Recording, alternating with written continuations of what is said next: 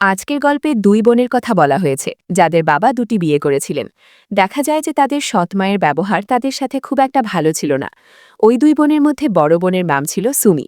জানা যায় যে সে যে কোনো সময় তার স্মৃতিশক্তি হারিয়ে ফেলত। আজ সে একজন ডাক্তারের কাছে বসেছিল। ডাক্তার তাকে জিজ্ঞাসা করছিল যে সে কি জানে সে কে। কিন্তু এই দৃশ্যটি এখানেই শেষ হয়ে যায় এবং আমাদের সুমির উত্তর শোনানো হয়নি। এই গল্পটি সরাসরি অন্যদিকে মোড় নেয়।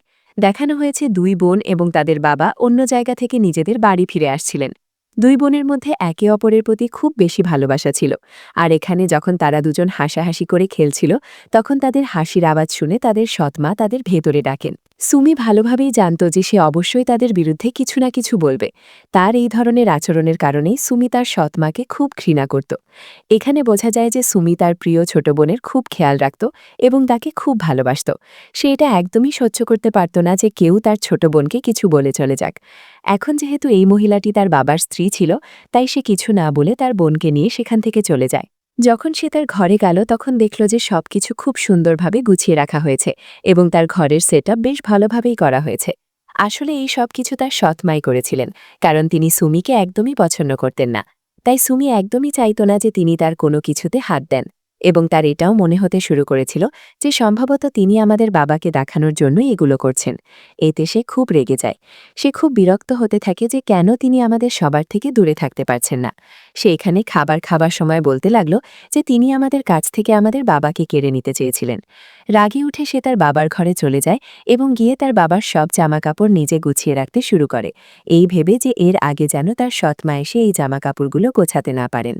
কিছুক্ষণ পর যখন তার সৎমা এটা দেখল তখন তিনি খুব রেগে যান এবং বলতে থাকেন যে এটা ভুলো না যে তিনি শুধু তোমার বাবা নন, আমারও স্বামী। কিছুক্ষণ পর আমাদের সুমির বাবাকে দেখানো হয়, যিনি ফোনে কারোর সাথে কথা বলছিলেন যে এখানকার পরিস্থিতি খুব খারাপ হয়ে যাচ্ছে এবং ভালো ব্যাপার হলো তুমি এখানে একেবারেই আসতে পারবে না। তিনি তাকে এটাও জানান যে সুমির শরীরও খারাপ এবং সেই কারণেই আমি তার ভাই এবং তার স্ত্রীকে দুজনকে আমন্ত্রণ জানিয়েছি, যাতে কয়েকদিনের জন্য সে ভালো অনুভব করে। এই কথা জানা মাত্রই ওই দুই বোনের সৎমা বলতে শুরু করেন যে আমি তো তাদের ডিনারে আমন্ত্রণ জানিয়েছি, এবং এখানে সুমি ও তার সৎমা দুজনে আবার নিজেদের মধ্যে তর্ক শুরু করে দেয়। বিরক্ত হয়ে সুমির বাবা উঠে যান এবং যাওয়ার সময় তিনি তার দ্বিতীয় স্ত্রীর সামনে ওষুধের ট্যাবলেট রেখে দিয়ে যান। মাঝরাতে ঘুমানোর সময় সুমির ছোট বোন খুব ভয়ঙ্কর একটি স্বপ্ন দেখে, যে স্বপ্নে তার সৎমা তাকে ভয় দেখাচ্ছিল। সে ভয় পেয়ে তার বোন সুমির কাছে চলে যায়। সুমি তাকে নিজের সাথে বিছানায় শুয়ে নেয় যাতে সে ভয় না পায়। দুজনে এখানে একে অপরকে জড়িয়ে ধরে শুয়ে পড়ে। এবার সুমি তার স্বপ্নে ভয় পেয়ে গিয়েছিল।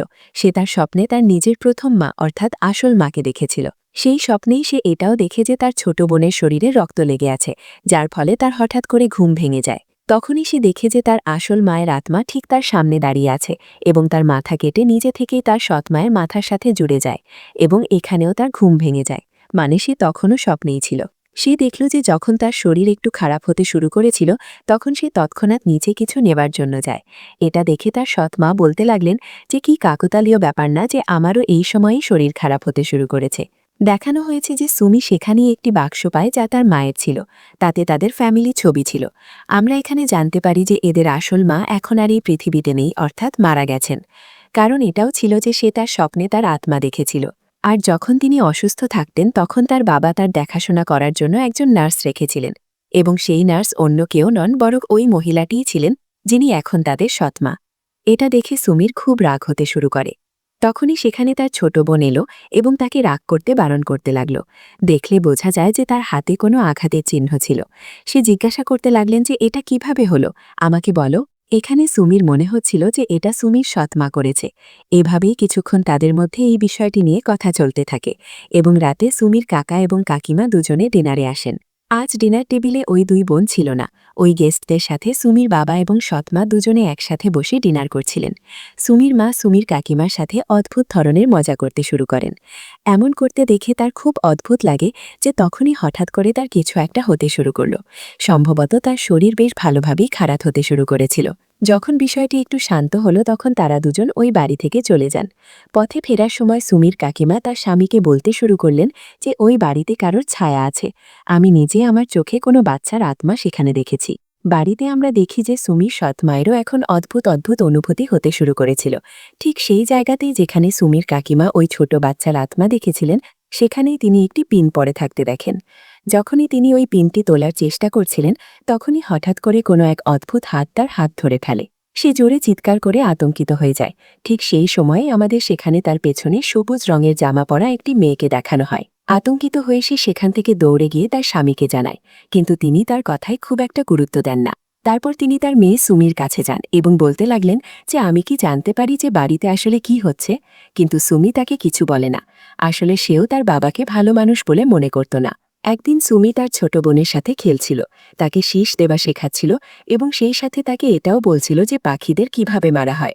ঠিক এর পরের দিনই আমরা দেখতে পাই যে তাদের বাড়িতে অনেকগুলো পাখি মরে পড়ে আছে। এই সব দেখে তাদের সৎ মায়ের এখন খুব রাগ হয়ে যায় এবং তিনি তাদের ছোট বোনকে ধরে আলমারিতে বন্দি করে দেন। সুমি সেখানে এসে তার বোনকে আলমারি থেকে বের করে এবং তৎক্ষণাৎ তাকে জড়িয়ে ধরে। ঠিক সেই সময় সেখানে তাদের বাবা এসে জিজ্ঞাসা করতে লাগলেন যে এখন কি হয়েছে। তখন সুমি চিৎকার করে বলতে লাগল যে আপনি কি দেখতে পাচ্ছেন না যে সৎমা আমাদের ওপর কী ধরনের অত্যাচার করছেন। আর এখানে একটি খুব বেশি অবাক করে দেবার মতো কথা জানা গেল যে চিৎকার করতে করতে সুমির বাবা সুমিকে বলতে লাগলেন যে তোমার ছোট বোন তো অনেক আগেই মারা গেছে। তিনি এটা বলার সাথে সাথেই ওই মেয়েটি অর্থাৎ সুমির ছোট বোন তাদের থেকে পেছনে সরতে শুরু করে। অর্থাৎ এখানে এই সব কিছুই তার একটি কল্পনা ছিল। তার বোনের মৃত্যুর কারণে সে খুব বেশি শোকাগ্রস্ত ছিল, যার ফলে সে মানসিক রোগী হয়ে গিয়েছিল। এবং কারণ এটাও ছিল যে এই গল্পের শুরুর দৃশ্যে সুমিকে আমাদের মেন্টাল হসপিটালে দেখানো হয়েছে। সুমি কিছু বুঝতে পারছিল না, তাই সে গিয়ে শুয়ে পড়ে।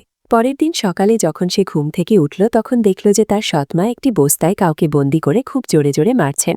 সুমির আবার মনে হতে লাগল যে সম্ভবত তিনি এখানে আবার তার নিজের ছোট বোনকেই মারছেন, কিন্তু এটাও ছিল তার একটি কল্পনা মাত্র। কিন্তু যখন সে নিজের ওপর বিশ্বাস করতে পারল না এবং যখন সে তার সৎ মায়ের কাছে গেল তখন তাদের মধ্যে আবার খুব বেশি ঝগড়া হতে শুরু করল। সুমির সৎমা তার ওপর একটি স্ট্যাচু ফেলে তাকে মেরে ফেলতে শুরু করেন, কিন্তু তখনই সুমির বাবা সেখানে চলে আসেন এবং এই সব হওয়া থেকে আটকাতে লাগলেন। তিনি তাকে সোফায় বসিয়ে দেন এবং এখানে আমরা দেখি যে সুমির জায়গায় তার সৎমা থাকেন এবং এই লোকটি যিনি সুমির বাবা তিনি তাকে সুমি সুমি বলে ডাকছিলেন। সুমির বাবা বলতে লাগলেন যে আমি হসপিটালে তোমার জন্য কথা বলে নিয়েছি, তোমাকে আমার সাথে যেতে হবে। আর অন্যদিকে সুমির সৎমায়ের ঠিক একই চেহারার অন্য কোনো মহিলা তার পেছনে আসছিল। আর যেমনই ক্যামেরার অ্যাঙ্গেল পরিবর্তন হলো আমাদের দেখানো হলো যে সোফায় তো সুমিই বসে আছে এবং বাবা সুমির সাথেই কথা বলছিলেন। এখানে এই সব কিছু আমাদের খুব বিভ্রান্তির মধ্যে ফেলে দিচ্ছিল, কিন্তু আমাদের এটাও দেখানো হলো যে এখানে এরা সবাই যখন এই বাড়িতে এসেছিল তখন শুধু দুজন মানুষই ছিল, একজন সুমি এবং তার বাবা। তার মায়ের তো এমনিতেই অনেক বছর আগে মৃত্যু হয়েছিল, আর তার ছোট বোনেরও মৃত্যু হয়েছিল, যা সে এখন মেনে নিতে পারছিল না। এখানে সত্যটা সামনে উঠে এলো যে বাস্তবে তার মা তো ছিলেনই না, বরং ওই সৎমায়ের চরিত্রটা সে নিজেই অভিনয় করে যাচ্ছিল। অর্থাৎ এখানে সবকিছুই শুধু তার কল্পনা অনুযায়ী চলছিল। এখানে আমাদের এটাও জানা যায় যে সৎমা তার স্বামীর সাথে কোনো কথা বলছিলেন, তখন কেন তিনি তার উত্তর দিচ্ছিলেন না এবং না তার কথায় কোনো প্রতিক্রিয়া দিচ্ছিলেন, কারণ তিনি বাস্তবে ছিলেন না। আর তিনি সৎমায়ের সামনে যে ওষুধের ট্যাবলেট রাখতেন সেখানে সৎমা না থেকে সুমিই থাকত। এই বাড়িতে এখন পর্যন্ত যা কিছু ঘটছিল সেই সব কিছুই সুমির কল্পনায় ভরা ছিল। এই সব কিছু সুমির মেন্টাল ডিসঅর্ডারের কারণেই ঘটছিল। এখান থেকেই এই সব কিছু দেখে সুমিকে মেন্টাল হসপিটালে পাঠিয়ে দেওয়া হয়। অন্যদিকে আমরা দেখি যে ওই নার্স যাকে সুমি তার সৎমায়ের কল্পনা বানিয়ে রেখেছিল সে তার বাড়িতে চলে যায় এবং এখানেই গল্পের মোড় এমনভাবে ঘোরে যা বোঝা খুব কঠিন হয়ে পড়ে। যাই হোক, হসপিটালে সুমি কারোর শীষ দেবার আওয়াজ শুনতে পায় এবং একই আওয়াজ এই মহিলা অর্থাৎ ওই নার্সও শুনতে পাচ্ছিলেন। সুমি অবাক এবং বিরক্ত হয়েছিল যে আমার বোনের তো শীষ দেবা আসত না, হতে পারে যে সে আত্মা হওয়ার পর এটা বাজানো শিখেছে। তখনই আমরা দেখতে পাই যে সুমির ছোট বোনের আত্মা অর্থাৎ তার ভূত ওই নার্সের কাছে গিয়ে তাকে খুব বেদনাদায়কভাবে মেরে ফেলে এবং সুমির চোখ থেকে খুশির জল বেরিয়ে এলো, কারণ সে তার কল্পনা এবং বাস্তবেও ওই নার্সকে খুব ঘৃণা করত। এখানেও এই সব কিছু তারই মাথায় তৈরি করা কথা ছিল। এখানে তার মারা যেতেই সুমি খুশি হল এবং স্বস্তির নিঃশ্বাস নিতে লাগল। এই গল্পের শেষ দৃশ্যে আমাদের এর আসল গল্প এবং মাথা ঘুরিয়ে দেবার মতো কথা জানা যায় যে যখন সুমির বাবা ওই নার্সকে তার স্ত্রীর দেখাশোনা করার জন্য রেখেছিলেন সেই সময় থেকেই তিনি তাকে পছন্দ করতে শুরু করেন। এই বিষয়ে সুমির কাকা এবং কাকিমাও খুব খুশি ছিলেন, কারণ তার বাবার যে স্ত্রী ছিল অর্থাৎ সুমির মা খুব অসুস্থ থাকতে শুরু করেছিলেন। কিন্তু সুমি এবং তার বোন এই বিষয়ে একদমই খুশি ছিল না।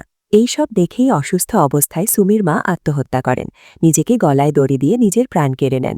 আর যখন সুমির ছোট বোন দেখল তখন সে ভয় পেয়ে ওই আলমারির কাছে যায়, যে আলমারিতে সুমির মা নিজেকে গলায় দড়ি দিয়ে মেরেছিলেন। যখন সুমি তার মাকে এই অবস্থায় দেখল তখন সে তাদের বাঁচানোর অনেক চেষ্টা করল, কিন্তু এরই মধ্যে ওই পুরো বড় আলমারিটি তার ওপর পড়ে যায় এবং দমবন্ধ হওয়ার কারণে তার বোনেরও মৃত্যু হয়। আলমারি পড়ে যাওয়ার পর ওই নার্সও ওপরে গিয়েছিলেন, তার পেছনে পেছনে সুমিও চলে আসে। সুমির মনে হচ্ছিল যে এর কারণেই এই সব কিছু হয়েছে, তাই সে তাকে খুব খারাপ কথা বলতে লাগল যে এই সব কিছুর জন্য অন্য কেউ নয় বরং তুমিই দায়ী। তখন নার্স তাকে বলেন যে আমার এমন কোনো উদ্দেশ্য একদমই ছিল না, আর হ্যাঁ, তুমি আমার সম্পর্কে এমন ভাবছ তাহলে মনে রেখো তুমি সারা জীবন পস্তাবে। সুমি এখানে এই সব কিছু একই সাথে যখন সহ্য করতে পারে না তখন পুরোপুরি পাগল হয়ে যায় এবং এখানেই এই গল্পের সব রহস্য ফাঁস হয়ে যায়। আর এরই সাথে এই মাথা ঘুরিয়ে দেবার মতো পুরো গল্প এখানেই শেষ হয়ে যায়। ভবিষ্যতে আরও মুভি এক্সপ্লেনেশন ভিডিও দেখার জন্য কমেন্টে পরবর্তী মুভির নাম লিখতে ভুলবেন না।